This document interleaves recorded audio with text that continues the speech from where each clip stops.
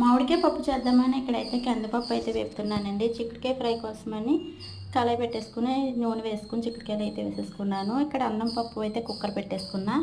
ఇంతలో ఇందు లేచింది. తనకైతే వేడి నీళ్ళు పెట్టాను. వేడి నీళ్ళు కాగిపోయాక ఇందు స్నానానికి అయితే వెళ్ళింది. తనకి టిఫిన్ వచ్చేసి రొట్టె వేశాను. మేమైతే ఇక్కడ ఇడ్లీ పెట్టేసుకున్నాం. చిక్కుడుకాయ ఫ్రై కూడా అయిపోయిందన్నమాట.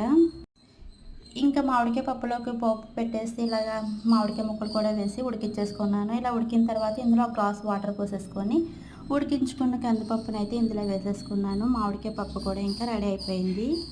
ఇలా ఇందు స్నానం చేసి వచ్చేసిన తర్వాత తనకి టిఫిన్ ఇచ్చేసాను. తినేసాక జడ వేసేసాను అనమాట. ఇంకా గులాబీ కోసింది మా చెట్టుకి. ఆ గులాబీ అయితే కోసుకుంది, ఇందు పెట్టేసుకుంది. ఇంక ఇందుకి స్నాక్స్ అవి ఇచ్చేసాను. ఇందు స్కూల్కి వెళ్ళిపోయింది. ఇందు వెళ్ళిన తర్వాత సాయిని కూడా రెడీ చేసేసి సాయిని కూడా స్కూల్కి అయితే పంపించేసానండి. ఇవి పిల్లలిద్దరు వెళ్ళిన తర్వాత ఇంక గిన్నెలు ఉంటే తోమేసుకొని బట్టలు వాషింగ్ మిషన్ వేసేసాను. 12 అవుతుందని ఇందుకు క్యారేజ్ అయితే సర్దేసి క్యారేజ్ అయితే తీసుకెళ్తున్నాను అనమాట.